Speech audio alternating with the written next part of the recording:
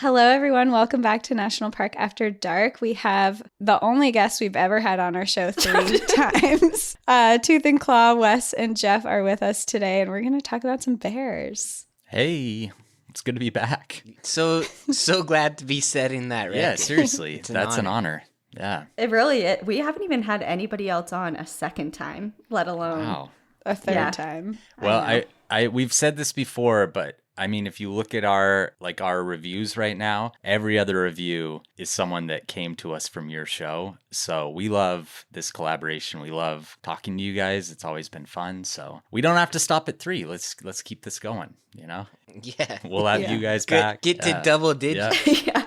People, well, we just got back from Alaska, and it was maybe the first day that we were kind of all together, and we were with our guide, and we were doing our first hike as a group, and our guide was kind of going over like bear safety things, and she was kind of like quizzing us, kind of like, okay, so if you see a bear, like, what do you do if you see a brown bear, a black bear, whatever? And everyone was kind of like reserved. It's the first day, you know, we're like all kind of shy, and I literally was just like, all right, everyone listens to Tooth and Claw, right? And everyone's like, oh yeah, okay. So that's great. We kind of broke the ice a little bit. Yeah. And then everyone came out with the correct. Yeah. Everyone knew. So you're making waves for sure. All right. They gave Wes's answers and not my answers. Hopefully. Right? Yeah. Yes, definitely. Oh, that's great. So Alaska was fun though, huh? It was great. We only went to one national park. We went to Kenai Fjords. Cool. And we technically went twice because we did land-based. We did a hike up by the glacier, and then we did a boat tour, a marine life boat tour, where we saw a lot of really cool wildlife. We saw different pods of orcas. We saw humpbacks bubble net feeding. We, puffins and stellar sea seals. lions. The orcas didn't go after your rudder? Sure didn't. No.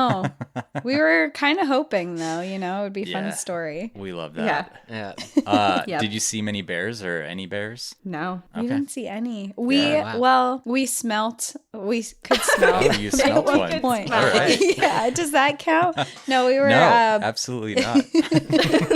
Like, we know we were in close proximity at some point. Yeah, that's cool. We Kenai Fjords isn't like the best place to see them. I think you got to get pretty lucky to see one there. Mm-hmm. And then it's fascinating to me, like talking to people from Alaska, like a lot of people that I've talked to there that like have never seen a bear. And it's just because like it's so big and vast. And bears are really concentrated there in a lot of places. So it's like you either live in a place where you see them every day, or you live in a place where you hardly ever see them. But it's the vegetation's so thick. Exactly. That, they could have been on the trail 5 feet ahead of you, and you just round the corner and they just happen to step off trail. You would never know. Right. It was a cool experience. We loved it, but we're glad to be back for a little bit of a chill day, and we get to record with you guys. So yeah. Cool. Well, today we have stories you both have stories from Bryce Canyon National Park. So Danielle and I went ahead and just researched a little bit about Bryce Canyon. We've actually never talked about Bryce Canyon on the podcast before. Wow. Nothing bad ever happens perfect. there. Yeah. We're good guests for Bryce. I've looked it up too. I've looked for stories in Bryce Canyon, and it's hard to find. I'm sure there are.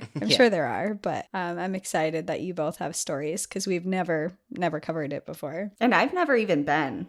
Cassie's been. Oh, you need really? to put it on your list. It's small, and it's like it's not on the way to much, so it's kind of out of your way generally, but it's such an amazing park. And it's nice. It's a park where like in like a day you can really get a good feel for Bryce. Mm-hmm. It's not like you like need to get out in the backcountry. Their backcountry's great, but like you can really get a good Bryce experience in just a day. Yeah. Good to know. Yeah, they have trails that you can just hike through, like the Bryce Amphitheater with all the hoodoos, and you can do that in a day, and it's so pretty. It's a good winter park, too. It is. It's beautiful in the winter. Yeah, with all the snow. Yeah, the fall's great, too. I was there in the fall. It's also not a great park for seeing bears. It's not. Even though you both have bear stories. Yep, even though that's where we worked, it's not a great bear park. Yeah. We never saw one like out in the wild though. Yeah. It's interesting because I didn't even realize until we're doing this episode that there were bears or are bears in the park. That's how most people are, I feel like, with Bryce. Yeah. Yeah. We saw plenty in the wild, but none that we hadn't caught. Like they're wild bears, Yeah, but exactly. we could see them okay. like Or like we Yeah. had like a GPS on it or Right. something. Yeah, that's Right. cheating a little bit. yeah. Right, yeah. Right.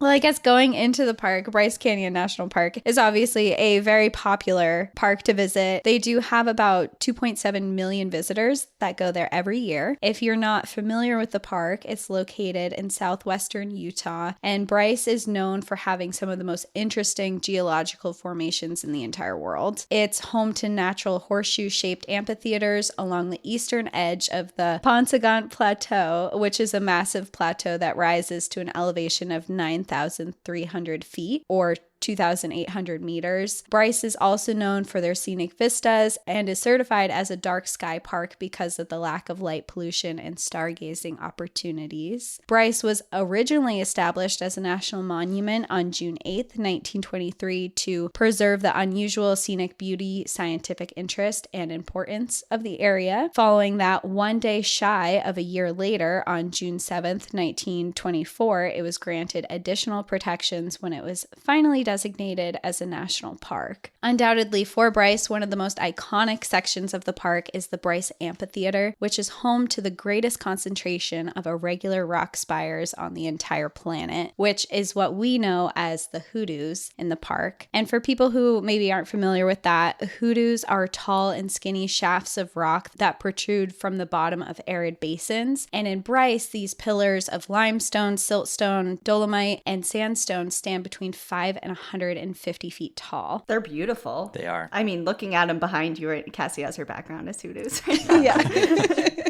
They are, and honestly, like the whole Paunsaugunt Plateau has those kind of formations. So if you were visiting Bryce and you like wanted a little bit more of a wilderness experience, if you just go a little bit further west and take the Tropic Reservoir Road down the Paunsaugunt, there's other spots on that plateau where you'll have like those kind of spires mingled with pine forest, and it's just like it's such a beautiful part of the country. And then also a really great thing. I'm just like really pitching Bryce here, but Yeah. because it is so high, it's not as hot as some of the other desert parks in Utah. So in the summer, that's really nice. Like where me and Jeff camped, we like hardly ever got above 80 degrees. And it was just like a really nice temperature all summer. And that's very different from like Moab, Arches, that kind of part of Utah. It is really cold in the winter though, too. So if you are planning on visiting in the winter, it's really cold. I'd say too, like it might be my favorite like entrance into a park before you get to the park. Why is that? So there's like the road, you go through a state park before you get to the national park, which is Red Rock. And then there's 2 Red Rock like arches that are man-made, but the road goes through them. So it's not like cement. It's like red rock, like sandstone that they just like carved a tunnel through. Yeah. Oh, so they're not natural archways, but they're actual rock. Yeah. Yeah, exactly. Okay. Like it was like probably going to eventually be an arch, and they just sped up the process and put a road through it. They're like, we can't wait. That's so funny. I've been there and I don't remember that. Really? Yeah. It depends on the way that you access the park, too. Okay. You go through one and you're like, whoa, that was really cool that they did that. And then like 30 seconds later, there's a second one that you don't even see coming. So it's cool. It's cool. And that's a great Have to place go to back. camp too if you can't find camping in the park. Like the Red Rocks area has a bunch of campsites, and yeah, I agree with Jeff. It's like the whole area around there is beautiful. It's not just Bryce. Getting all the tidbits for visiting Bryce. Yeah, we live there. Yeah. Hot takes, yeah. And I had some fun facts that I wrote down about hoodoos because I thought that they were interesting because the word... It's a good name, too. Isn't it? Well, that's what I wrote about because the name originates from Africa, and they were referring to something that brings bad luck or something that is believed to embody magical powers. So I thought it was really interesting that there's like almost an evil spirit Connotation with that. Yeah. Yeah. Well, prior to this, also, the given name to these hoodoos were known as legend people from the native Paiute people. And Paiutes inhabited this area for hundreds of years before European settlers arrived. And they believed that these rock formations were people who were turned into stone by Coyote, who is a trickster spirit, Oh, no way. as a punishment for bad deeds. Huh. So you're turned to stone. It's like Hocus Pocus. Doesn't that happen in Hocus Pocus? I feel like it does. It happens in a lot of The things. witches like turn into stone and Yeah. they Oh, like yeah. Yeah. and they like turn into dust and float away when the sunlight comes out. Yes. Yeah. Yeah. Huh. But the hoodoos didn't like turn to dust. It's funny, like, thinking about that. Like, the word has these African origins that have, like, a really interesting connotation to them. And then, like, the indigenous people had this really cool legend for the rock. And now when people show up, they're just like, oh, it looks like a bunch of dicks. You know? We've lost. It's like, We've oh, lost how some far we have lost our sophistication. way. Yeah, exactly. That's so true though, because I can remember like my friend taking pictures in the park and being like, this one looks like a dick, and like Oh, yeah. taking a photo with it. Without a doubt. I mean, Goblin Valley, even the indigenous people Had to. They knew. If they had cameras, they Yeah. would have the same like- photos that we do.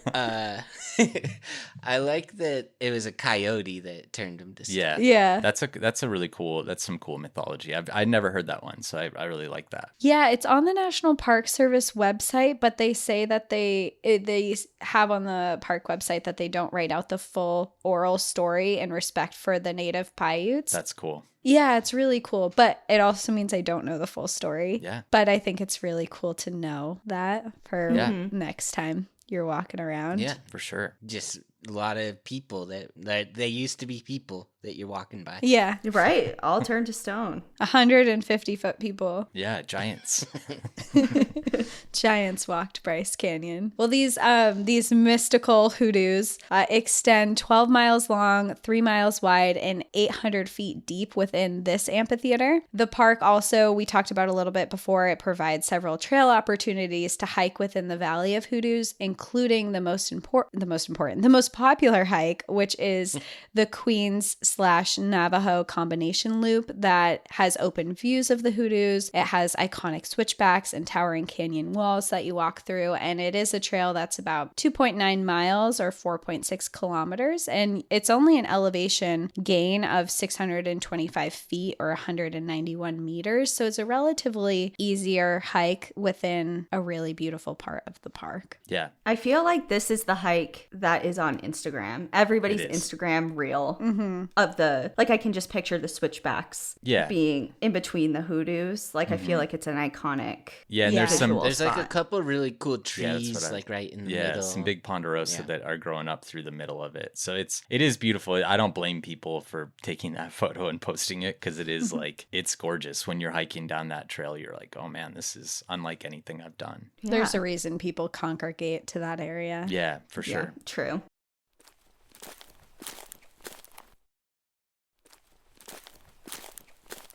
Well, a little bit about Bryce's climate as well as the flora and fauna found within the park. Bryce does have an arid climate, meaning it's dry with little precipitation, and the plateau in the park is somewhat cooler and wetter as a result of the elevation, kind of what you were talking about camping up there. It's like nice and cool. And it kind of gives it this appearance of a green island surrounded by a big red desert. And a wide variety of trees and flowers can grow here due to higher rainfall and snowfall. The pink cliffs in the park, however, are mostly bare of any vegetation. The big range of elevation within the park, which numbers in the thousands of feet, results in 3 distinct ecosystems, which in turn have created high biodiversity. So flora and fauna have adapted over time to thrive in these different areas. And although some plants and animals can be found throughout several of them, others thrive within particular ones. Aspens, Douglas firs, ponderosa pines, and Rocky Mountain junipers are common throughout the area, along with a variety of different flowering plants. So anytime I look up Bryce, I do see obviously the hoodoos and iconic arches and things like that, but there's also tons of wildflowers. And these wildflowers primarily grow in meadows or along trail sides, and many of them rely on insects like bees or butterflies for pollination, just like the trees have a mutualistic mutualistic relationship with several species of birds in the park for seed dispersal. And speaking of birds, this is a big birding park, which I'm sure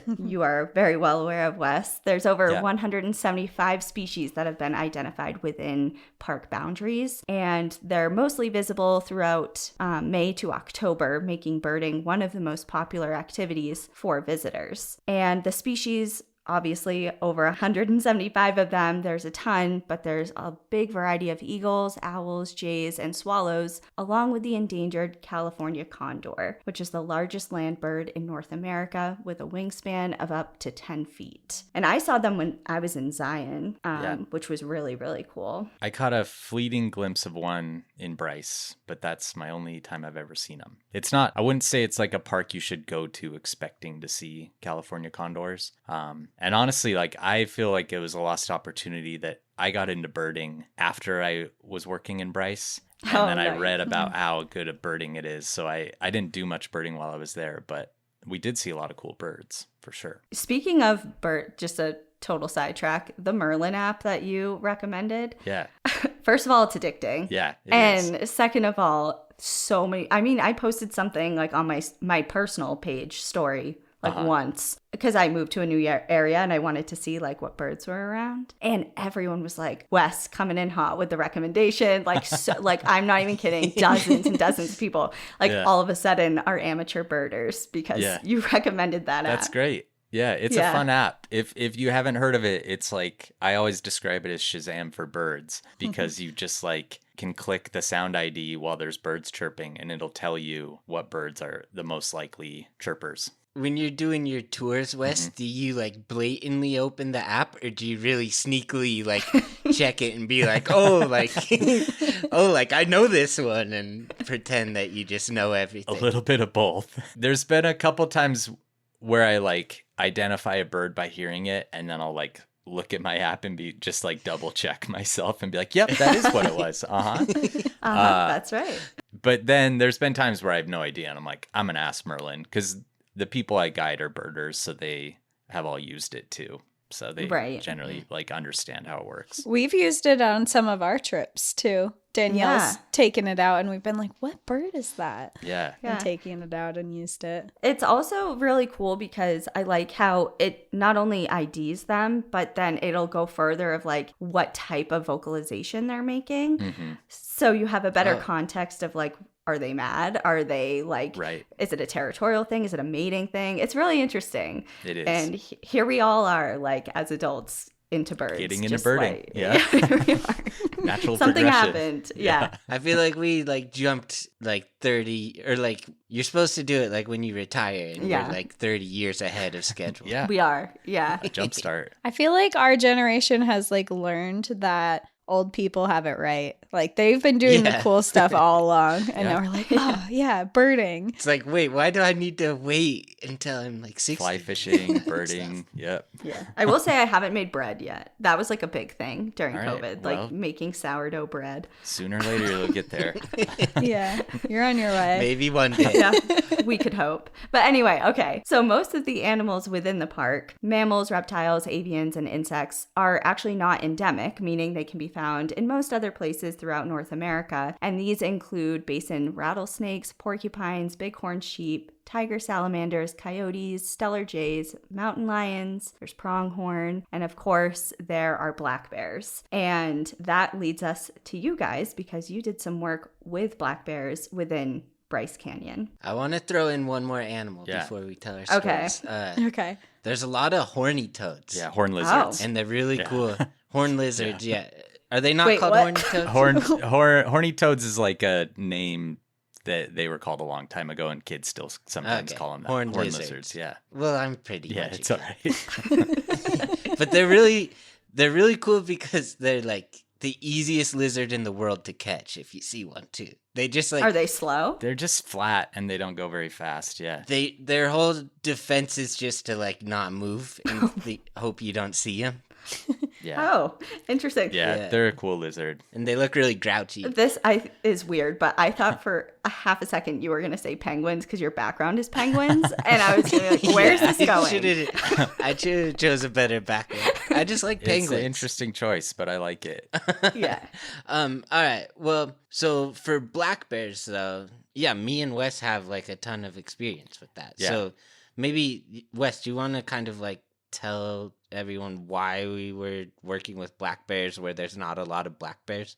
Yeah, so I had been working with polar bears, and my mentor Tom Smith and I had gone to a wildlife conference in Bryce. It just happened to be in Bryce, and their biologist approached Tom, and I was his main master student at the time. And the biologist said, "Hey, we're having some issues with our black bears." And she proceeded to talk about how black bears had been breaking into people's tents, had been engaging in like a higher than average amount of conflict, and pretty much said, "We want to figure out why this is happening. We want to figure out how we can make it better." And so Tom talked to me and he said, "Hey, like I know you've been on polar bears mostly, but would you want to take on this black bear project too?" And I like a black bear project in Bryce during the summer and polar bear projects in the winter sounded like my dream life, and it was.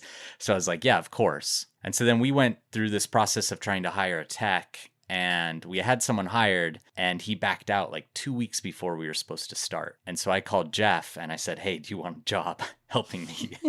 And he like said yes, thankfully. And so me and Jeff got to spend that entire summer, this was 2014, in the park, living in the park, setting traps for black bears. And then Jeff got to help with den visits and stuff afterwards too. You should explain the traps too, because I feel like people hear trap and it's like bad. Yeah. The idea, though, behind the whole thing was that we wanted to figure out what kind of resources these bears were using in the park, how many bears were in the park, and what they could do to their backcountry campsites specifically to make them safer for visitors, so that they would be less attractive to bears and safer for visitors as a result. And so what me and Jeff did is I talked to another guy who had worked with trapping bears, and he gave us a bunch of traps, and these traps are essentially two big 55-gallon drums that are welded together. There's a trap door on it that if the bear pulls on like a little bag of goodies in the trap of like really tempting food, the trap door will fall on the other end. And so the bear's then trapped in this trap. And luckily, because these are smaller black bears, we didn't need huge traps. So all of these traps me and Jeff could move with just the two of us. And we had like 20-something traps that we spread throughout the Paunsaugunt Plateau. So we actually weren't trapping in the park, but we were confident because you explained this, Danielle, that it's kind of like an island ecosystem where it's like you have desert everywhere and then there's this really good pine forest on the Paunsaugunt. So we were pretty confident that the bears that lived there spent time on the entire plateau. So we knew that bears that we trapped would invariably go into the park. Cassie and Danielle, what's like a bag of goodies that would be most likely to trap you if you just saw one hanging? What would you pull? I saw one to be trapped by. I would say just as of recently, I don't know what it is. I have not had this snack in like over a decade, and now I go through bags since we've been in Alaska. Goldfish. Oh, interesting. You have been on a goldfish kick. I've been on a goldfish kick. I don't know what is happening to me, but I think for right now, if I was to get into a trap, it would be goldfish. That would do it. It would probably work on bears. Mine's dark chocolate. Okay. Dark chocolate. Throw dark chocolate and some wine up in a tree and like hang You'll it. pull on And be it. like, Yeah. oh, that's for me. Yeah, so that was like our bags had just like a combination of different things we thought would be especially enticing to the bears. But then in the back of the trap, we had a hunk of like really, really rotten meat. And I've talked to a lot of bear trappers since, and they were like, wow, you guys really went hard. You don't need it to be that rotten. But we would get like pig and horse meat from this processing plant. We'd put it in a sealed 50-gallon drum and we'd leave it in the sun for weeks. And so when you would open it up, and like trigger warning to anyone that, can't hear this kind of stuff, when you'd open it up, it would just be like full of maggots and it would just be a soup. And then I would have to, like Jeff would pull it out with a pitchfork and throw it on a board for me. And then I would have to cut it into slices and we'd throw that into the back of the traps. And if you literally got a drop of this stuff on you, you would have to change your clothes because you would just stink like the most rancid, terrible meat ever. It was awful. Terrible. It does seem like you went the extra mile.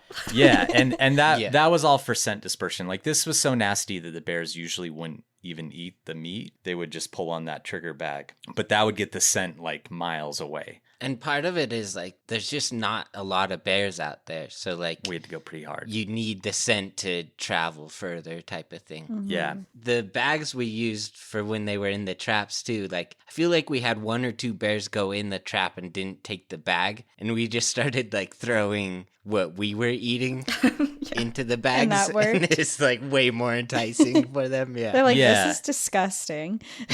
And people- they're like, we don't want gummy bear. Or well, at first we just had gumballs. Yeah, because the trapper we had talked to said they just need a visual cue. And so we had like gumballs and a few other things. And I do know people out there, their alarm bells are probably going off and thinking like, oh, we shouldn't be giving bears human food. And the thing about this that's a bit different is there's no context to this. Like the bear isn't invading a campsite and getting food as a result. It's going into a trap that's like set in a wild area, and that's where it's finding this food. And so this isn't a bear that's learning a lesson. It's not learning like, oh, if I, break into a cabin, I get rewarded with these gumballs and licorice or whatever. It's like, if I go on a trap, I get that. And to be honest, teaching bears that like research traps are where they might get a little reward isn't the worst thing in the world, because it makes them a little bit easier to trap for researchers. And then they get a really negative interaction too. So generally that negative of being trapped and then like sedated and collared outweighs the positive of getting like a small reward from some human food. So anyways, that's my explanation. It's like, I'm never eating a gumball again. Yeah, exactly.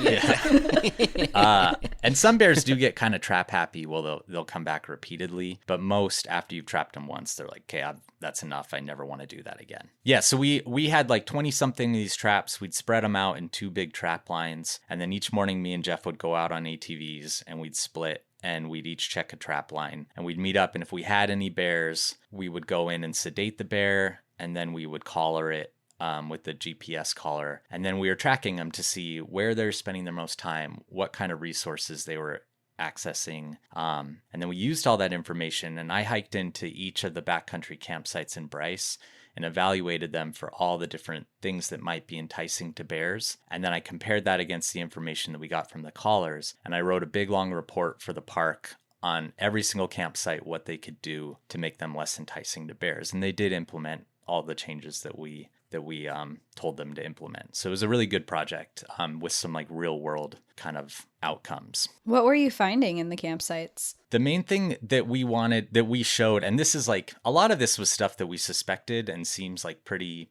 like you would expect the bears would be looking for these things, but we had to prove it. Mm-hmm. The main thing was that a lot of these campsites were placed next to water, because it's a water limited place where people that are camping want to be close to like a creek or a water trough or something. Mm-hmm. And that's what the bears need, that too. And so like that was the main thing that we thought was putting people in conflict with bears at these sites, is they were right by water. And then we also showed that they were using the trailways. So the further that you could put a campsite off of the trail, the better, because the bears were using those trails to navigate throughout the park as well. So those were 2 of the things we found. Manzanita bushes were really appealing to bears.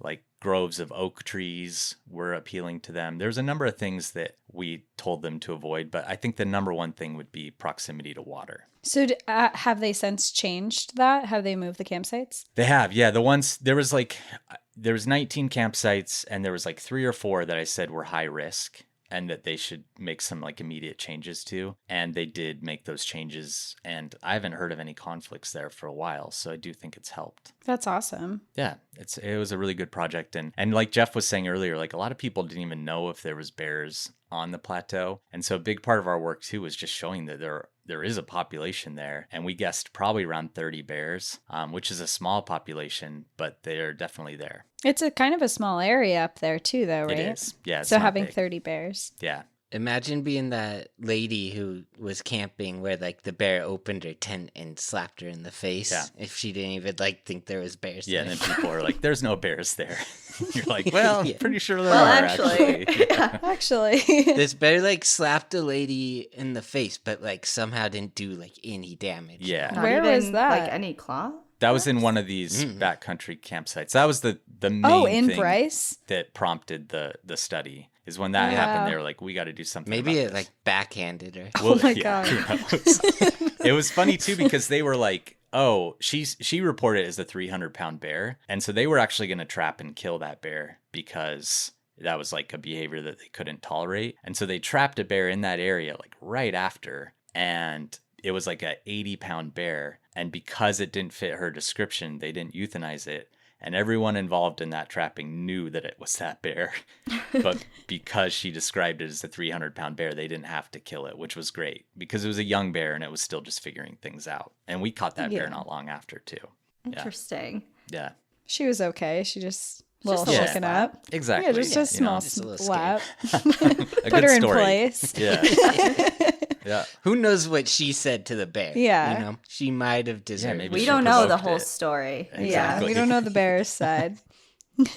We asked him and he didn't tell us. So, you know. Yeah, Yeah. you met him. Uh-huh. Yeah. Yeah, a couple times. Seemed like a good guy. Yeah. It was a great project, though, and it was really fun that I got to pull Jeff into my world and we got to work together on it. And yeah, it's a beautiful, amazing place to do that kind of work. And we got to pretty much camp the whole summer. So it was fun.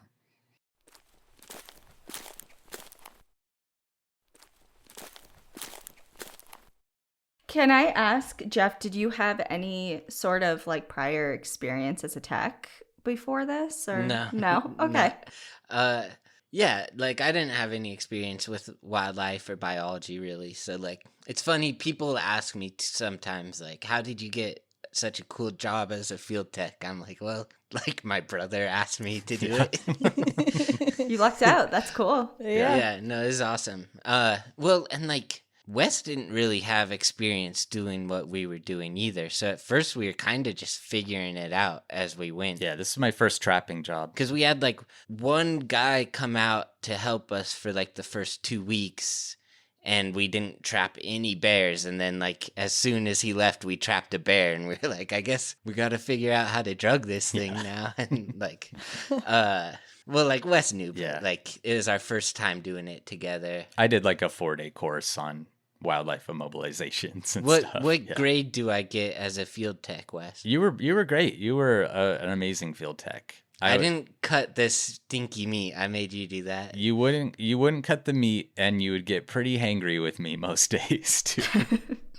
But aside from that, it was great. It was really fun too. Like a really weird memory that I have of that, and this is totally a tangent. The World Cup was going on, and so me and Jeff would like do our trap checks in the morning, and then we'd go to like a lodge right outside of Bryce where they had all these visitors from around the world, and all of us would watch the World Cup together. And it was just really fun, like doing the wildlife work and then going and watching World Cup with all these people from all over the world. It was just a really like great summer. We just had a blast the whole summer. That's really That's cool. great. What an Yeah. experience. Family bonding at its finest. Yeah, whenever we caught a bear, we'd go to like the nicer restaurant in town, which was still like a dive. Celebrate. Yeah, and celebrate With a catching piece bear. of pie. Yeah, we'd get a piece of pie. They had some good pie. I guess before, I know we're like derailing, but like how'd your mom feel about that? Like her two of her sons, like, hey, we're going to go live in Bryce and trap bears together. She was okay with it. I think, you know, she came out a couple times. did. Cool. She's from I mean, she's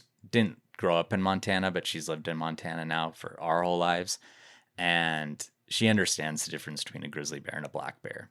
So I think had we been trapping grizzlies, she would have been pretty worried, but they're black bears, so I think she kind of understood that we knew what we were doing. Cool. I think so we have a couple stories that like freaked her out a little bit. Yeah, we'll tell them. So me and Wes tell both us. have one. Okay. Yeah. Yeah. So Wes explained like the first part of the project. How many collars did we end up getting on bears that first summer, Wes? I believe 17. 17? Okay. So then like bears fluctuate a lot in weight and like size because they hibernate, so they have to put on a lot of weight. And when you have a GPS collar on the bear, you're supposed to go check it in the winter and just make sure like everything's working right. It's not too tight for it now. On a black bear. You can't do that with grizzlies. While they're hibernating. Yeah. Yeah. A lot of projects do it. Some don't, but like it's a really good opportunity to have your bear like right where you know it's like right backed into this little place where you can access it. Yeah. So, like, it's Wes, like, I'm kind of done with my part of it, but then Wes has to go to these dens and, like, check on the bears. So he'll invite me to, like, go do all these den things. And of course, I always say yes because it sounds cool. And, like, we'd go to dens and find black bears, and like Wes would kind of like be able to like halfway go in the den with like his legs poking out, and then he had a 6-foot long pole that has sedatives in the end of it. Yeah, and a syringe. That he uses to jab the bear, and the bear like typically just backs itself into a corner of the den, and Wes can jab it, and then we wait for it to fall asleep and then like weigh it and take measurements And adjust its collar if necessary. Yeah.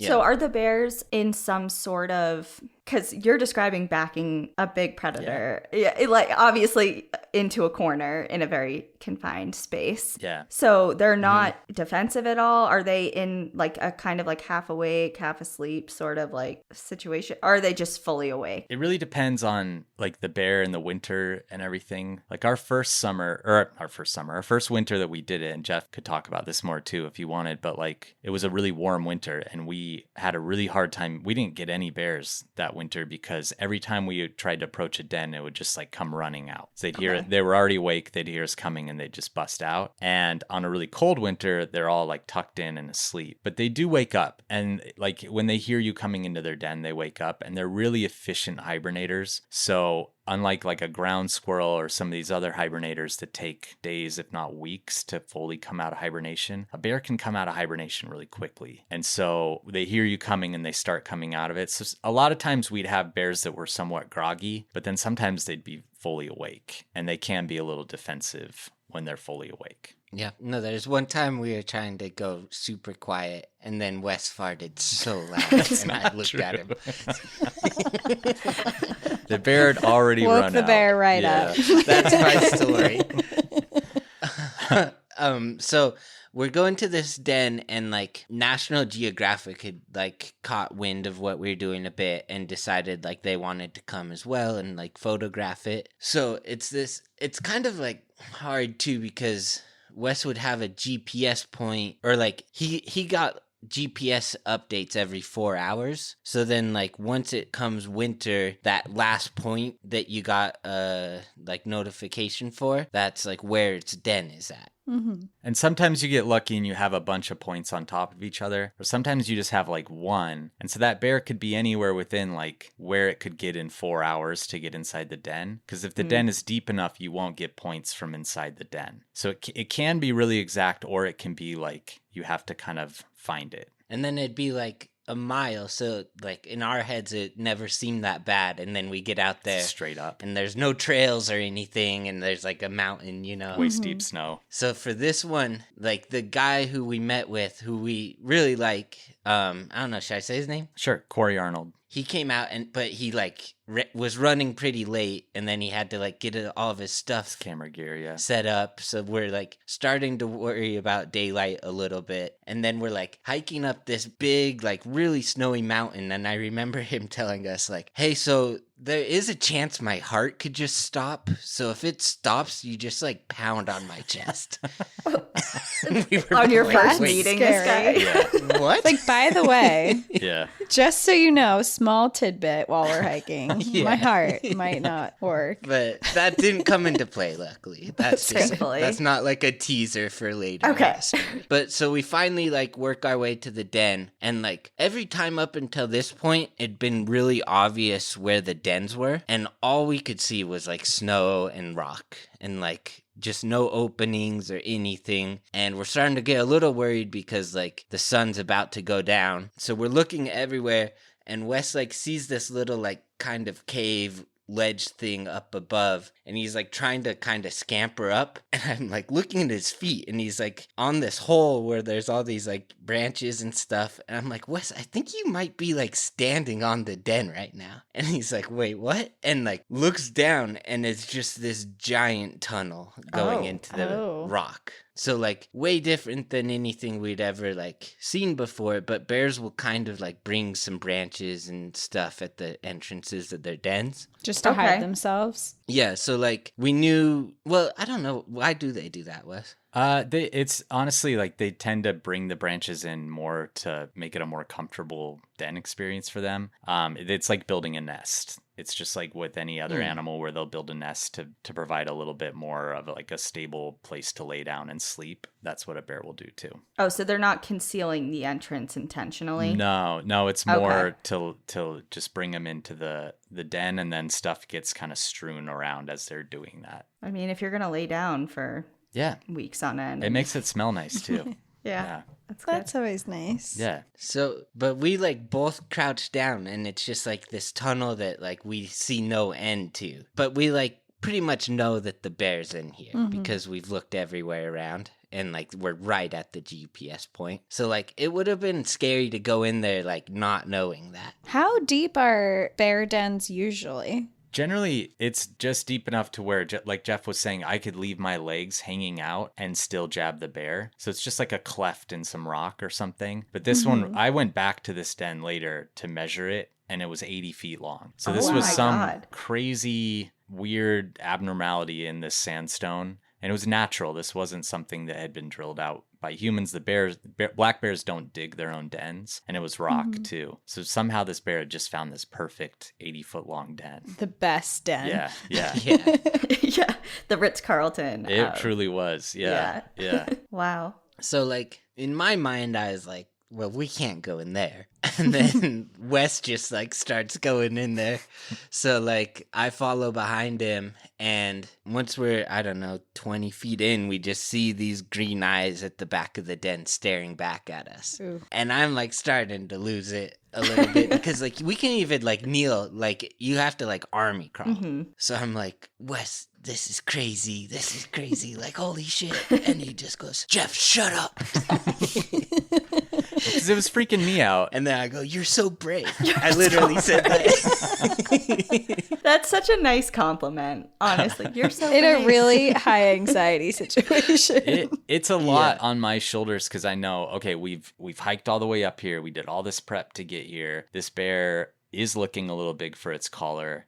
We have a photographer with us. It's all this stuff. And so for me, getting that bear sedated was very important, you know, and I agree with Jeff. It was very scary to look down there and think I got to crawl 80 feet up to this bear and hope that it doesn't be like really defensive in its den. But you got to at least get up there and see if it's defensive. So that's what we were doing. Yeah. Do you want to tell like because like through my mind is just chaos. Yeah. Like we're going to get attacked by this bear. Yeah. But Wes had like a much more like thought out approach to it. So what were you looking for? The scary thing for me was that generally the best place to put the needle in a bear is in its hip, for us at least. There are people that do this that prefer the shoulder, but for me, all my experience had been in the muscle and the hip. And you really want to get them in a big muscly area because there are places where there's gaps. And if you get the drug in a gap in like a hollow area, it takes a lot longer to set in. And the shoulders have a big hollow area that's really hard to avoid, at least for me, where I was trained to mostly go for the hip. And so I had just a frontal view of this bear. And so I knew I was going to have to poke him in the shoulder, but I extended that jab stick and just kind of set it next to him to see if he was going to react aggressively. Because if they're really pissed, they'll grab it and shake it. And he didn't do that. And so then I just put it right on him and just slowly injected him. And he didn't really even register it. He was looking at me. He like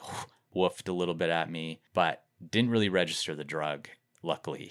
And so that made me feel a lot better because if he had charged at us, this isn't a situation where you can use bear spray where you really have any kind of tool to stop it. So really our plan was like, if this bear runs at us, we're going to lay flat and hope that he runs over top of us. That was kind of the plan. And like last resort, I had bear spray and I just bear spray all of them. Yeah, but in a contained environment. That would have been worse than like getting mauled, probably, because it would just, I don't know, it would really antagonize the bear and it has nowhere to go. So Plan A and Plan B are very anxiety inducing. Yeah. I mean, the only thing that is like, it obviously has no comparison, but it reminds me of Cassie and I's veterinary technician days where we would have to sedate fractious cats for different, surgical procedures. And you go for the apaxial muscle, you go back there and it's like, okay, let's get this plane because this cat's freaking the fuck out and it's about to kill us all. Cats are scary. It's really scary, and like having to jab it with like the DKT and just pray and then just waiting to see if it like goes down. And we are in a place we can run. We can, there's and no we're way not out. 10 pounds. Yeah. You know, like, and just the anxiety. I'm also not like, cats freak me out just because they're so scrappy, especially in a vet environment. I love cats as long as they're not I love cats. trying to kill me. If you have to DKT a cat, I don't like them. Yeah. I'll just say that. It's All right. It's crazy. Like we're in a den with like a 300-pound black bear, and it's like too scared of us to do anything. And then like every cat that you bring in is just like, this person doesn't intimidate me at all. I'm gonna kill her. Let's go. Ready to throw down. Literally. I know. Cats are so brave, just like Wes. They're so brave. There's a lot when you're doing this den work. Because for me, the first den that I did. Like, it wasn't like I'd been able to watch other people do it. I just had to rely on all this experience from people that I worked under. They told me, you know, you can do this. Like, you can go into the den. It's not going to attack you. It just wants out. And so there's a lot of faith in your predecessors. There's a lot of like people telling you, I've never heard of someone being mauled in a black bear den. So you're just repeating that in your head as you're crawling like 80 feet in. And you're like, this is the exception. This is the exception. I'm going to get mauled. I'm going to get mauled. And then your little brother saying, don't do this, don't do this, don't do this. So it is really scary. This was like, I didn't sleep after this night because my adrenaline was just pumping so hard. It's like, it's the scariest thing I've ever like willingly gotten myself to do. Yeah. Well, I will say a lot of people do a lot of crazy things for a picture, and you got the best picture. You got a National Geographic photo out of one of the craziest things. So Yeah, it's a great photo. Was the photographer in the den with you? Yeah. Yeah, so me and Wes backed all the way out, and then Wes went back in with the guy from National Geographic. Okay, so the bear was sedated when?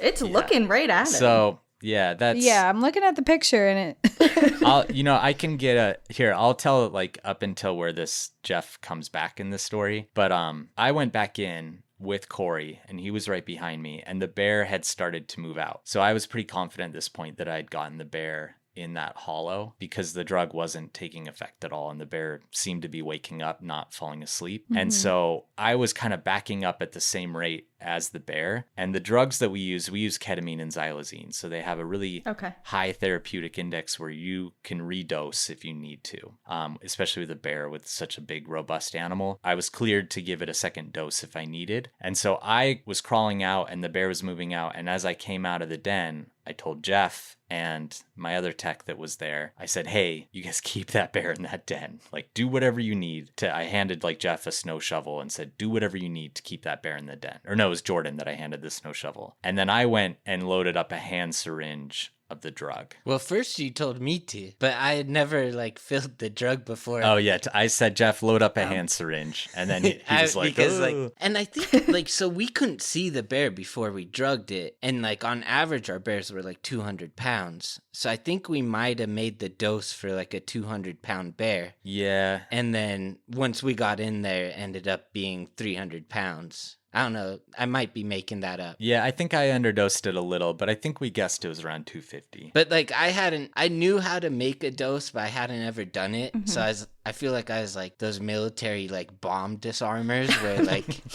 they know how to do it, but then like once I was in a high pressure situation, I just totally failed. Yeah, you forget everything. I would have blown up. Yeah. So then like the bear's coming out of the den.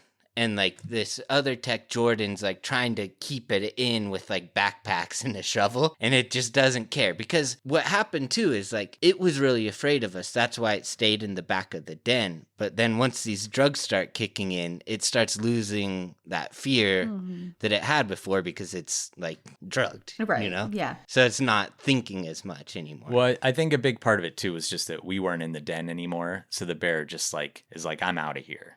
because I'm still hearing them, but I've got... But it's moving really slow. It was still is waking why up. I'm saying Still that. waking up from hibernation, and the drug was starting to kick in, but I don't think it doesn't really like stop it from being afraid. But yeah, it was wanting to get out, and then we really didn't want to let this bear get out because it was on a really steep embankment, and its collar was looking a little tight, so we did really want to get a new collar on it. So the last thing I wanted was for it to get out, for the drug to kick in as it was like running away, and for it to tumble down a cliffside or something like that. So as I'm like trying to make the drug, Wes ends up like grabbing one of its legs and getting dragged a little bit. And then he like got up and like grabbed its collar and called me over and was like, Jeff, you take the bear, I'll make the drugs. And I was like, I do what now?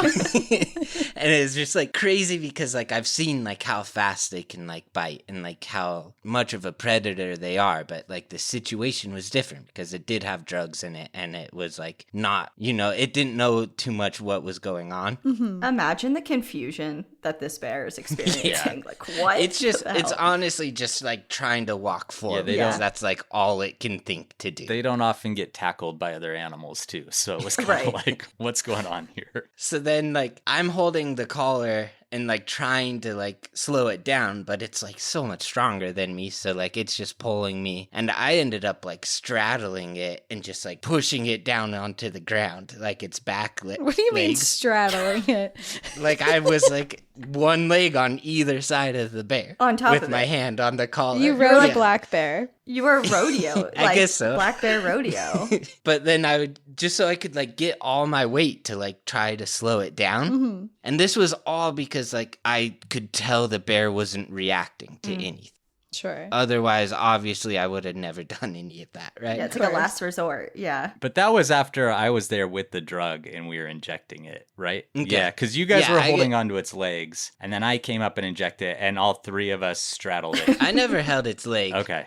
Yeah. It's just anyway. so funny yeah. to me that you traded drawing up a vial of drugs to holding onto a instead bear. handle a black bear. Yeah. Like, I can't do this. Let me straddle a black bear. I like pushed it down a couple times, but it just like stood right back up and started walking. And I like couldn't stop it, but like it walked straight into a tree and like didn't like realize to turn or something. Yeah. And it ended up just like falling asleep once it like met something that stopped it. And that's Okay. when, at that point, all three of us were on it. So it was walking with all three of us kind of like holding on to it. I had given it a second injection at that point, and then I think that drug kicked in and it passed out at the base of the tree. I'd love to Wow. be a fly on the wall in that scenario. Just Yeah. like, what is going on over That there? photographer was yeah. probably like, I was going to say, what is I happening? Shooting pictures. I turned to the photographer and I was like, hey, it's not always a rodeo like this. And I was Yeah. like, you definitely can't share all these photos before I get a look at them, because there's definitely there's Yeah. photos of like of us straddling it and like them pulling the legs out and stuff, and it's just not. Yeah. well, if taken out of context, Right. yeah, obviously. Yeah. Yeah. Right. And this was all because the collar was too small, too, right? I mean, honestly, like, had I known that it was going to be, that the bear was going to come out of the den and it was going to be all of that, I never would have given it the injection to begin with, because the collar, it was a little tight, but it would have been fine, because they do lose a lot of weight as they come out of their den. Like, they're not going to be as big. This bear was at its biggest size at this point. So I think we would have left it. But the fact that like I had put drug in it and then it had come out, I was worried about it tumbling or something happening to it. So at that point, I wanted to make sure that the bear went down. And that's why we gave it the second dose. And that's why we tackled him. Yeah. That makes sense. Yeah. What an adventure. Yeah, it was a crazy one. Yeah, it was Yeah. crazy. It was hard to get back in the den too, but we managed it. There's 4 of us. So Yeah. What do you do? we just dragged him. Yeah, it was hard. Okay. though. Oh, so Yeah. you put him back in the den Yeah, afterwards. we tucked him back in. Yeah. Oh, that was sweet. Yeah. And do you monitor while they wake back up, or do you just... Typically we do. Where he got an extra dose, it was going to take a while and it was really cold. So I actually left a blanket on top of him, which probably Aw. didn't help much, but it was kind of just like something extra. And he woke up and went right back in. And then I went and collected that blanket, and it's like a fun little keepsake I have now, because it's all full of holes and covered in bear hair. But yeah. Yeah. Cool. What a grand adventure. Yeah, it was a crazy one.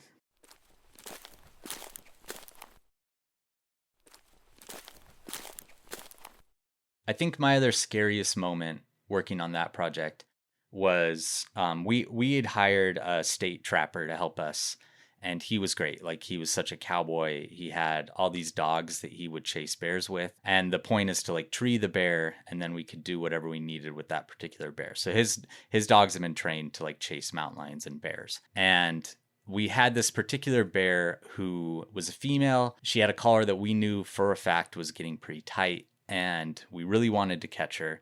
We'd put traps out. We weren't able to catch her, so we decided, okay, we'll pick up her track. We know, like, she had a collar that just put out a VHF signal, so we found close to where she was. We picked up her track, and then we let the dogs out. And so I let the dogs out. Who let the I'm dogs the guy. Yep. And so we were on muleback. And the thing about this dog thing is, once the dogs are out, you are committed to following them until they tree this bear. So it can be like a 1 mile ride, or it can be a 20-mile ride. You don't know how long you're going to be riding. And I'm not a big rider.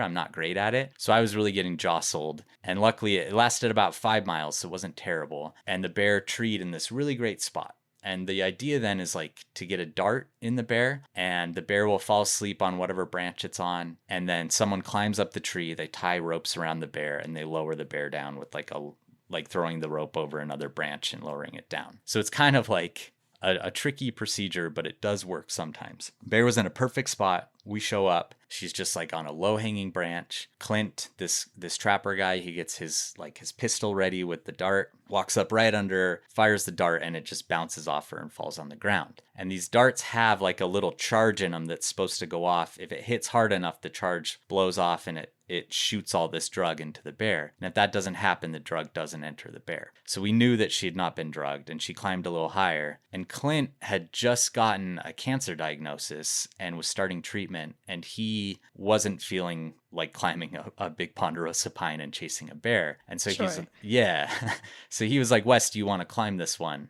And I was wearing like some like high top Vans and was like, sure, whatever, I'll do it. And it's a really slippery ponderosa. If you've ever climbed a ponderosa, they have a really waxy, slippery bark. And the branches were like a full West length apart. So I had to like grab the one atop and like hoist myself up. And the bear went a little higher. So I climbed up into the bottom branches and got his gun from him and fired a dart and hit her, and again it bounces off. And so she climbs higher, and this whole time she would like turn around and growl at me, and I'm having like bear spit fall on my face, and she's growling, and there's all this bark flaking off, and I'm just climbing with like no ropes in this ponderosa in my Vans, and like feeling more and more uncomfortable as we go higher and higher. And the other thing too is you don't want to dart a bear when it's too high, because if it does decide to not lay down in a good spot, it could slip out of the tree. And they're pretty good at falling from a decent amount, but you don't want it to be too high. So this happens 2 more times where the dart's not working, and Clint keeps thinking that he's fixing the gun. It's not working. And she gets to a point where she's about 40 feet up in this tree, and I'm like 30 feet. And I climb under and I say, you know what, like, we're not doing this anymore. If she falls from here, I don't feel comfortable. And I'm getting a little nervous too. And we're just exhausted. So I called it, and Clint agreed with me. And so I'm coming down out of this tree, and about 15 feet up, I slip and fall out, and I break my ankle at the base of the tree. Oof. And we had another guy with us who had left because this was taking so long and he had to leave. So it's just me and Clint. And we're like 5 miles from any roads that we knew of, at least. We're 5 miles from where the truck was. And we're about a mile from another road that would take a while to get to. So Clint says, listen, I'll hop on we try and get me on the mule, and I can't put any weight on it at all. And I'm like starting to almost pass out from the pain. And so Clint says, listen, I'll get on my mule. I'll ride back to the truck, and I'll drive the truck to this road that's a mile away. I'll come back in, and hopefully we can just kind of throw you on the back of the horse and you can ride a mile. And so I was like, yeah, let's do that. So he leaves. And right after he leaves, I'm like, wait, there's You're still alone the with this bear. bear. in a tree that's pissed off. All I have is the gun that doesn't work, and that's it. Like, we didn't have spray, we didn't have anything else. And I'm just laying under this tree like a hurt, wounded animal with like a really angry black bear in the tree. And so I start to get a little scared. I had gotten really complacent. I should have had spray. I should have had some other tool. And this bear starts coming down, and whenever she would, I would grab pine cones and rocks and whatever's near me. And my foot's just like propped up on a log, and I'd just throw them at the tree and yell at her. And it was working, but she would come down further every time. And I was like, man, sooner or later, she's going to come down to the bottom, and she's either going to come at me or she's going to take off. And I was getting pretty nervous. And right when she was starting to make her way further down, one of his dogs that had become separated throughout this entire thing showed up and like ran at the tree and barked and stuff and made her go way back up in the tree. And then that dog sat and laid with me pretty much the rest of the time while Clint was coming back to help me out. So I felt a lot better at that point. But it was probably the only time in this entire project where I felt like I had let things go out of my control, where I'd felt like I didn't have a good plan B. And it was really, it's one that sticks out for me because it was a really good lesson for me. And since then, working with any bear species, I always make sure that I have some kind of plan B or deterrent or tool, because it's a really, it's a bad feeling to have, to know like, oh, I'm at the mercy of this animal at this point. And that's not a place and where you wanna alone. be. Yeah, totally. Having that dog show up was definitely, dogs are the best. Yeah, it was great. Yeah. Yep. Oh my God. A real life. I've never. That's No, so if a scary. cat would have showed up. If a cat would have showed up. It probably would have done the same. Yep. Oh my God. And so I just have a quick question. This is totally unrelated to the story, but I was just listening. I don't know what episode I was listening to of you guys, and you mentioned something about the presence of dogs and how like it's different depending if it's a grizzly or a black bear. What was that about? Just because I hike with my dogs a lot. I'm not in grizzly country, obviously, but just I know a lot of our listeners are, and I think we have a lot of people who solo hike and they're always with their dogs. And I was just kind of interested in that. It was just such like a tidbit side note that you mentioned, and I just wanted, I guess, a little more information. Like with both species, with black bears and grizzlies, dogs can antagonize them and make the situation worse. They can also make it better, especially with black bears, where they can chase off a bear. But the thing to remember is, I would say your chances of a black bear wanting to push anyway are almost zero. So like the fact a dog still probably makes it worse is what I'm trying to say. Like a dog off leash makes the situation riskier almost always. But it's like from 0.01% to 0.02%. Right, with black bears. But a lot of the ones that you read that are attacks, there is a dog involved. Like the dog antagonizes the bear and then the bear comes in. With grizzly bears, it's actually like a good percentage of them. I can't say the percentage off the top of my head, but there was a paper where they looked at a worldwide perspective of brown bear or grizzly bear attacks, and it was something like 14% of those attacks involved a dog that had antagonized the bear. And the difference between those two species is a black bear, if you're in a forest especially, it's got a great place to get away because they use trees as escape terrain. They can just like run right up the tree. That's what they did with these dogs that we were chasing them with. But in a place where, like, say you corner a black bear with dogs and somewhere where there aren't trees, the bear will kill those dogs. And like that's happened to our friend that was trapping with us. He's lost dogs to bears because the bear didn't have a good place to escape, and it switches to this other option. With grizzly bears, they don't really climb trees. So like with people that chase grizzly bears with dogs, they just chase it until the bear finally like turns and decides to like face down their dogs, and then they have to like collect their dogs quickly because the bear will kill them. Right, yeah. So with your dogs, like if you're out with your dog and it decides to chase a bear, with the black bear, it's probably just going to climb a tree. You're probably going to be fine. I wouldn't really worry about it too much. If you're in grizzly bear country, I wouldn't recommend having a dog off leash because it can really turn a situation bad quickly. Moose is a really bad one with dogs too. Moose will chase dogs as well. Yeah. Oh, those videos. Remember, like it was last year, a couple of videos of dog sled teams. Oh, yeah. I know what you guys are talking about. Yeah. We didn't see any bears in Alaska, but we saw plenty of moose. Yeah, there's a lot of moose up there. We did. Nice. Yeah. I have seen bears in Alaska, though, just not on these trips. Yeah. Yeah. Well, sooner or swim. later. Well, thanks for sharing Yeah. your experiences. I know we could go on forever, and our listeners would probably appreciate that. But we do have a couple of questions for you, and some of them. So we were in Alaska around the campfire, and we were just it was towards the end of our trip, and we're just kind of looking at like the upcoming week and what was going on with our schedule. And I was like, oh my gosh, we're recording with the guys soon at Tooth and Claw. And we had a couple of questions written down, and I was like, this is the perfect opportunity. So some of these questions are from our listeners. Oh, awesome. Great. Arguably the better questions are For from. sure. They came up with some funny stuff. Yeah. Yeah, ours are like very some of them are like very reformed, like the first one. It's like cut and dry. And then the other ones that are like off the rails a little bit are definitely not, Dumb. we can't take credit. All right. Well, I'm excited for all of them.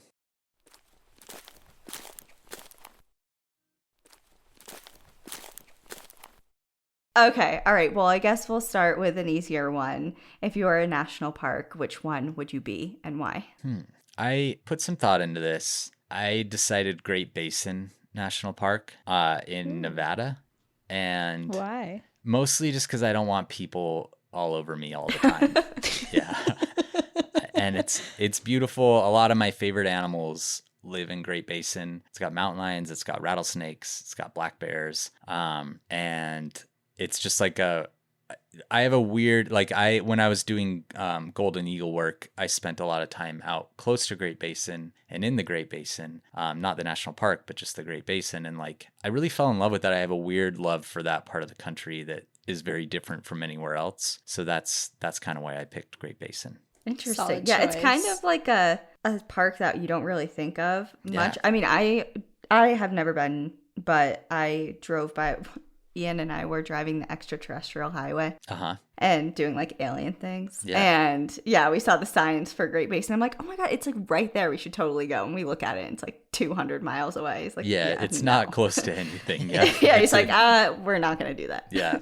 It's great though. I love it there. All right, Jeff, I- what's yours? Yeah. I liked it there. Great Basin's like lower on my list of national parks. But I'm sorry, I'm hating on your Oh, pick, it's Wes. fine. That's why I Here's a picked good it. So pick. no one wants to be there with me.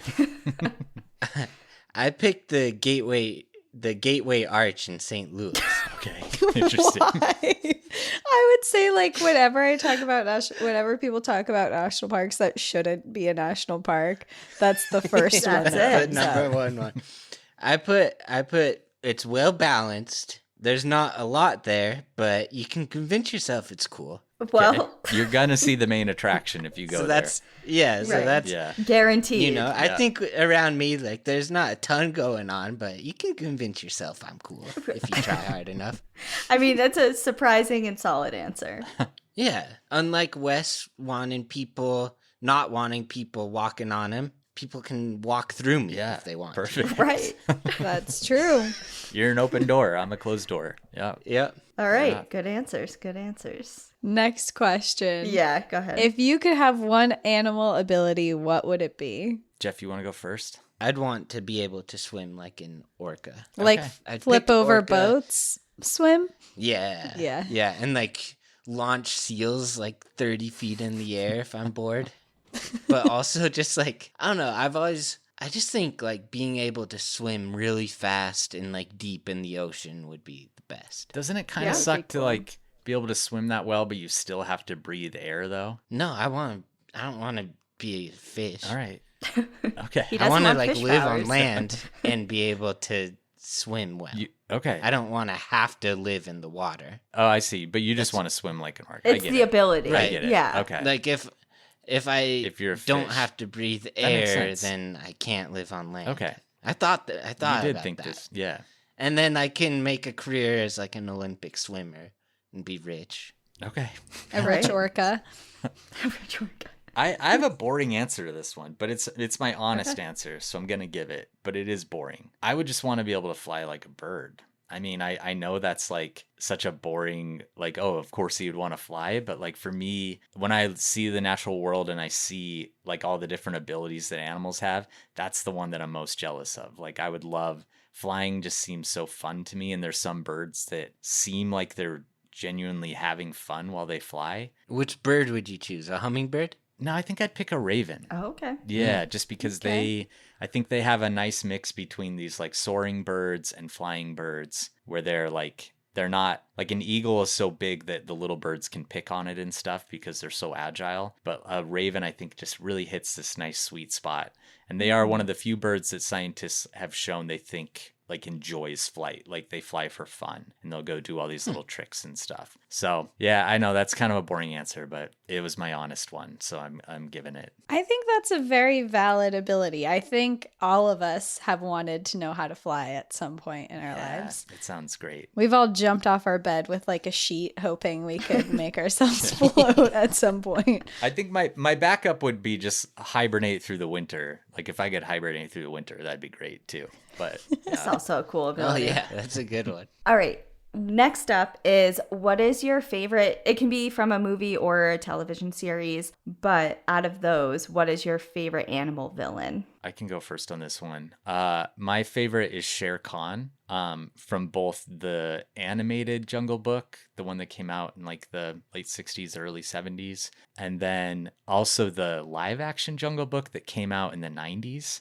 I don't know if any of you've seen that. It was with like, I want to say Bruce Lee's son is the main guy in it. And the guy like Prince Wesley from Princess Bride is in it. And there's a tiger villain in that that's really scary and like actually kills people. So it's kind of fun. But the Shere Khan, like the animated tiger villain, he always just seems so cool, but then also like really, really scary. Like this is like if he gets Mowgli, he's going to eat him and kill him. It's not like, For sure. oh, he's got this weird kind of intricate plan. It's like, no, he wants to kill this kid and eat him. So I just really, And he will. yeah, I just always really liked him and thought he was a cool villain. It's a good pick. It is a good pick. Wait, are you talking about, because there's like a new. Yeah, I'm not talking about that Jungle one. Book and that Like one, that one's yeah. all the like the CG animals and stuff. This one CGI, had like yeah. actor animals from the 90s. Okay, It's gotcha. a kind of a wild movie. Yeah. Yeah. I haven't seen it, and I also I didn't watch the new one all the way through either. I It's was just kind of like another indifferent about it. Disney like retread. It's just a cash grab by them. But this one in the 90s I recommend. It's very 90s, Okay. but I really like it. It's a good movie. Okay. Yeah. First one is a shout out that we asked you both a similar question on our podcast, but Danielle said the Predator. No, and this was I was like, like, that doesn't count, but I love talking about the Predator, so we'll allow it. Okay, it wasn't my So it's favorite funny. villain though. It's like a favorite. Wasn't it His an favorite attack or animal something? attack. Yeah, His favorite favorite animal animal attack in a movie. Okay, You well, said I will Predator. say I did say Predator. My second one, okay, runner up, just to redeem myself because now I feel personally attacked. Okay.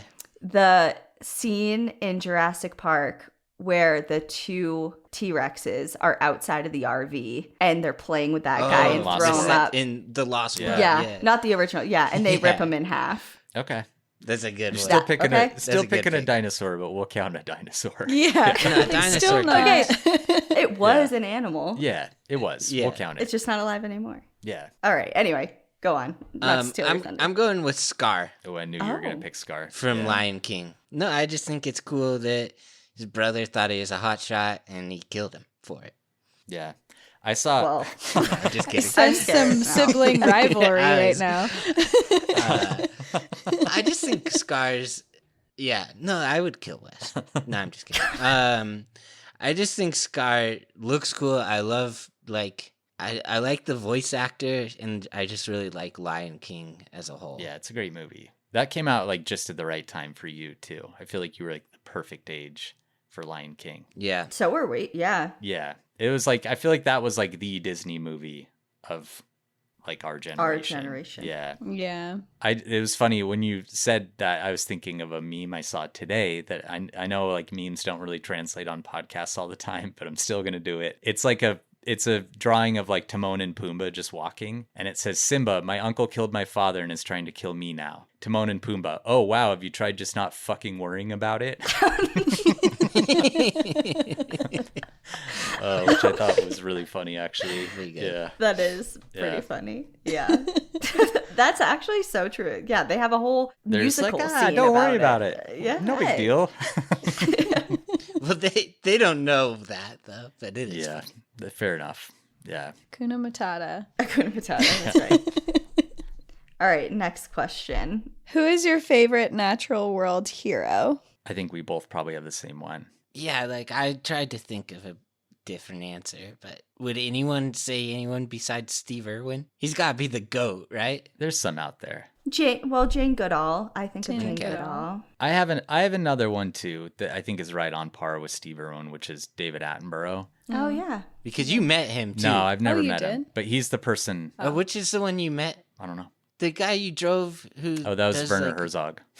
Werner Yeah, Herzog. He does wildlife stuff. He did right? Grizzly Man, but he's just like a famous director. Yeah. Ah, okay. But David Attenborough for me, yeah, he's just, I don't know. I think like as a naturalist, he's kind of been the most, like he's not a biologist. He's just a presenter and a naturalist, but he is like the voice of wildlife documentaries. And I grew up with his voice. That's a good point. Yeah.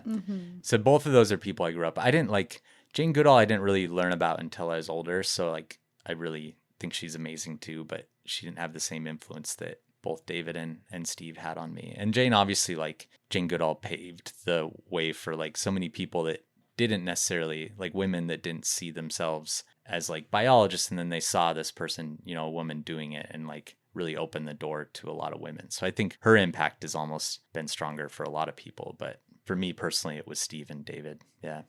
Yeah.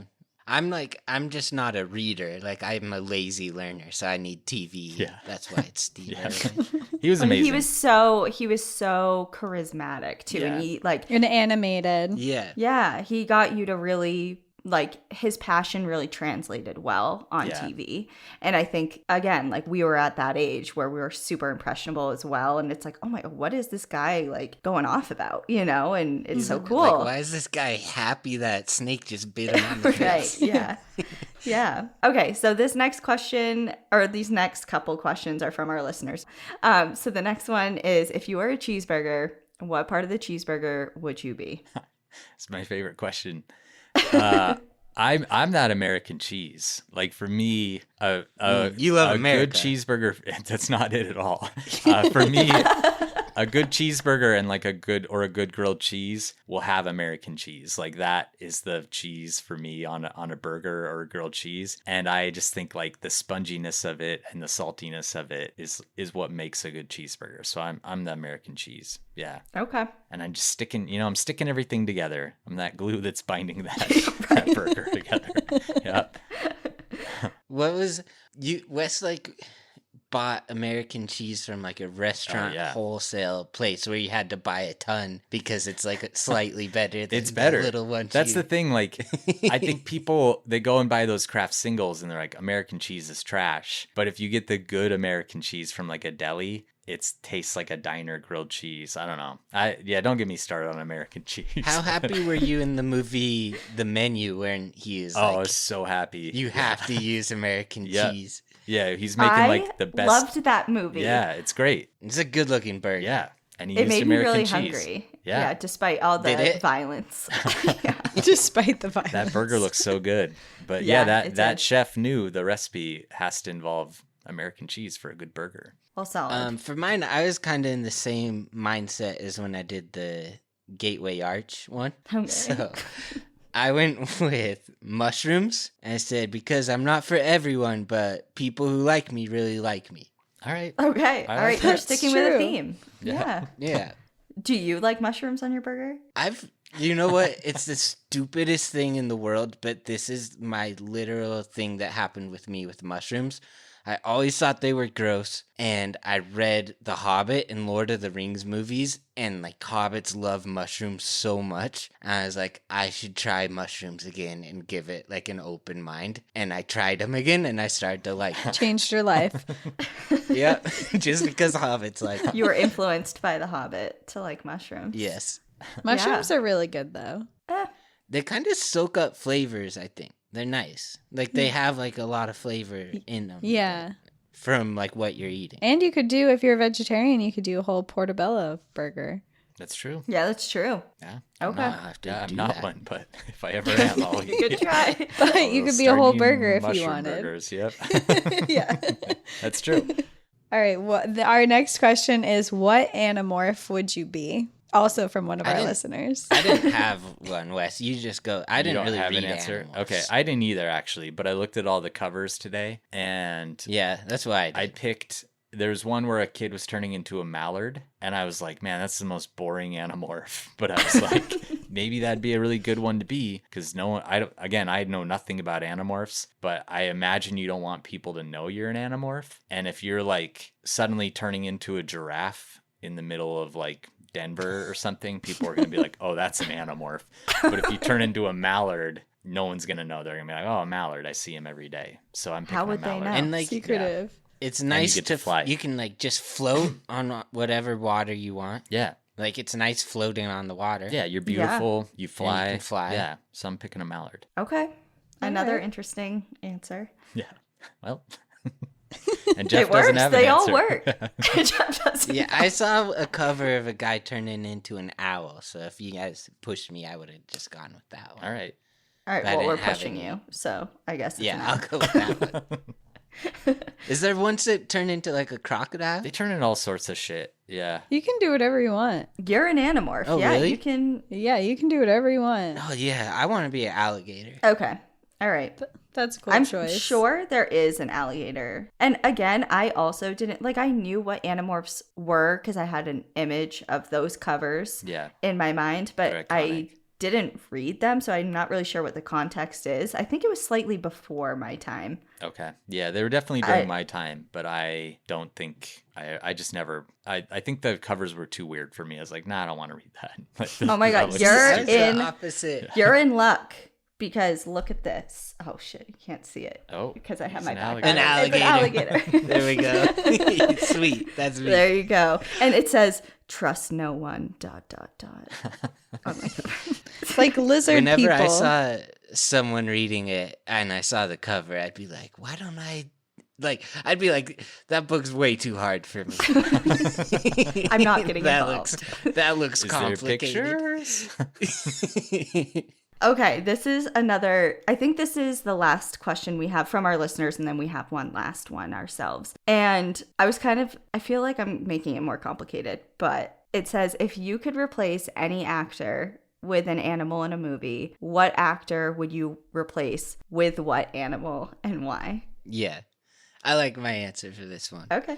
I went with the movie White Men Can't Jump, Okay. where it's like a black basketball player and a white basketball player who play together. And I'm going to replace them both with a white rhino and a black rhino and just see, like, try to get those rhinos to jump because rhinos can't jump. Okay. Interesting. All right. There's the whole movie. I kind of went down a wormhole on this one. I really dislike Jared Leto.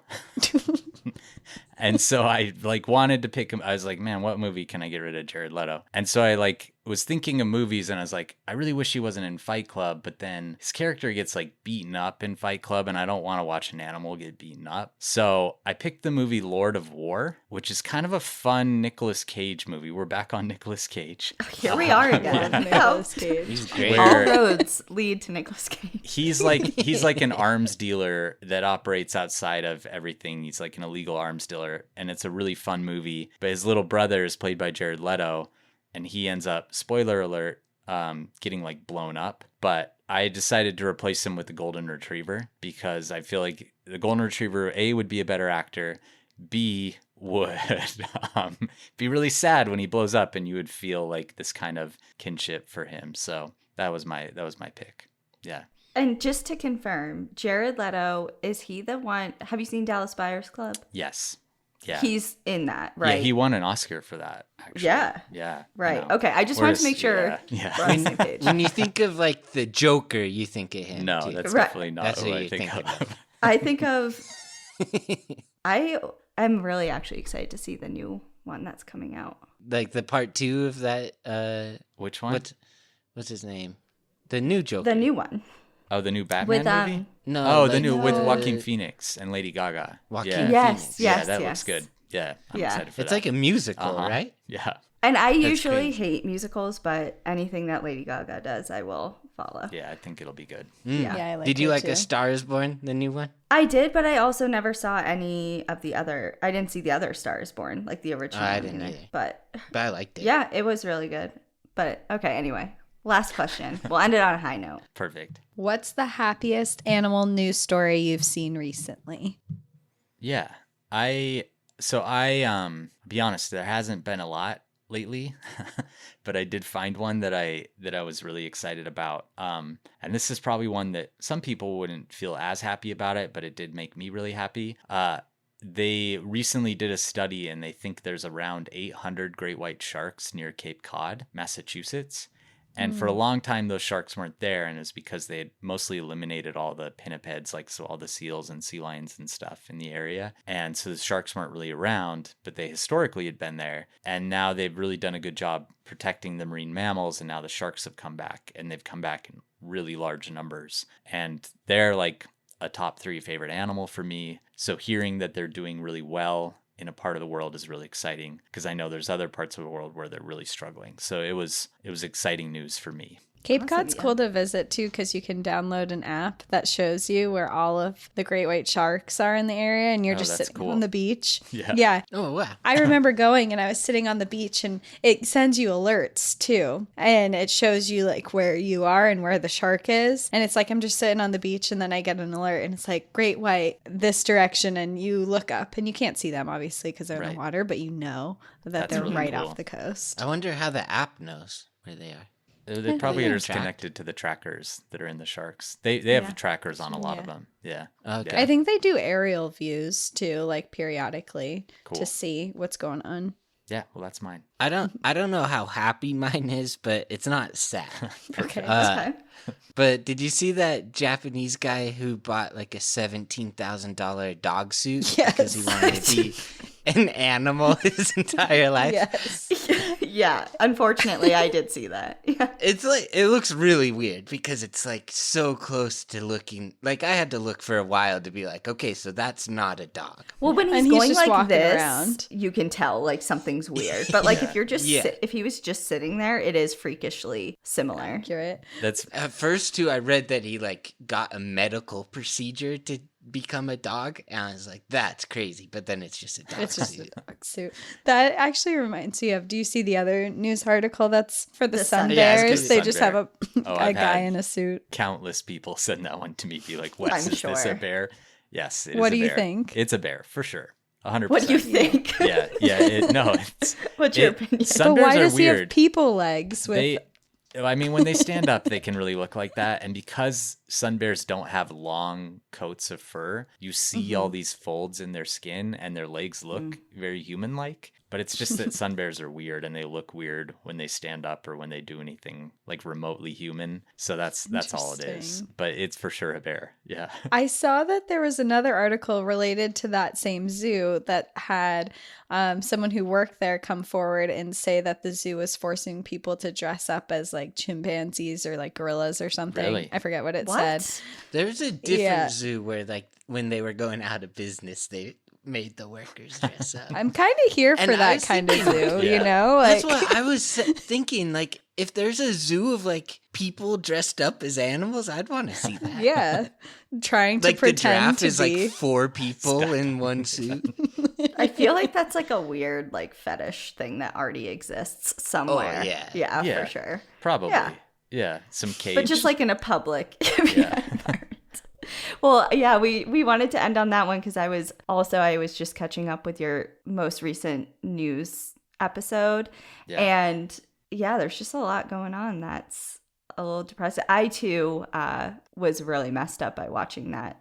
the tiger shark video. The tiger shark video. Yeah. We were Yeah. at the airport somewhere. I don't know where we were going. Yosemite, maybe? Danielle was like, "Watch this," Yeah. and I was sends me like, the link. Just like Can't you get had over no it. idea what was Yeah. coming. Yeah, I started it and I couldn't watch it. So I still Yeah. haven't finished. And like it, days or later, will. I would just Yeah. turn to Cassie. I'm like, I can't stop thinking about this. Yeah. Cassie's like, I maybe think you part shouldn't of have it's watched just it. like how close to shore he is too. It's like Yeah. he's like that close, but Yeah. it's so helpless. when you can't you know? see what's going on and you're imagining what's happening underwater, and it's just a lot. I don't know. Yeah. Yeah, I agree. So much for ending on your high note. Serious. Yeah. Okay, well, I guess the other one that you talked about with this, was it The sea otter. the rattlesnake? Oh. No, the rattlesnake on Table Mountain. The kid who fell on it? Yeah, I live there. I live near Golden. really? Yeah. Oh, cool. Yeah. So Table Well, Mountain's like don't 5 minutes fall on away. any rattlesnakes while you're out mountain Yeah. biking. I was like, oh my God. I'm like, that's sad, but I can relate because I go to Table Mountain all the time. So Have you it's cool. seen rattlesnakes? I haven't. No. But it's just. Hopefully you get to. Hopefully not. I'd rather not. But okay. All right. Well, I don't know how long this has been. Almost an hour and 40 Hour and a half. minutes. Yeah. Yeah. Well, Look at It was fun. We're It happy. is fun. Yeah, You we're know, happy I don't to talk want it to animals. end. Yeah. that. We'll make it a quarterly thing, I guess. Perfect. Perfect. I do think with those news episodes, like, it is hard because that's like conflict between us and animals. But like, to me, the really depressing stuff is all the other stuff you read in the news about like what we're doing to them. But 1,000%. yeah, but so it is nice to see these, like, I know every year at the end of the year there's like articles that say conservation success stories from the year, and I always try and dig those up. We do a year-end episode and try and talk about some of that because it is kind of bleak, especially in summer when it's so hot. So anyway, And everyone's out and about. And Yeah. Well, we'll look forward to some happy news in a couple months then. perfect. Yeah. Awesome. Yeah. Perfect. Lovely. We'll be ready. Cool. Well, thanks for coming on, guys. It's Yeah. good to see you. Yep. Thanks for having us again. Thanks for having us. Yeah. Thanks for telling us your bear stories. It was a lot of fun and interesting. Anytime. Yeah, we got plenty more where that came from. Yep. Quarterly Yeah. episodes. We'll be Right. back. We'll just merge as one. Yeah, I know. We're going to like come up with a third separate podcast. Perfect. There we go. Yeah. Well, everyone knows already, I'm sure, where to find you guys. But just in case anyone is listening for the first time, where can people find you? Yeah, you can find us anywhere you find your podcasts. The name of the podcast is Tooth and Claw. And each week, every other week, we go over a story that involves generally an animal attack, what we can learn from them, why often the people are doing something wrong to trigger the attack. And then we have like a lot of fun categories that we go into. And then in the off weeks, we do a subscriber episode too. And we have a really healthy subscriber base. Those are really fun episodes that are often led by Jeff or our other co-host Mike, who's not here today, but is missed. Dearly. Yeah. Yeah. We'll catch him next time. Yeah. Yeah. All right, guys. Thank you. Thank you. Thank you. We'll see you. Thank you so much for being here. In the meantime, enjoy the view. But watch your back. Bye, guys.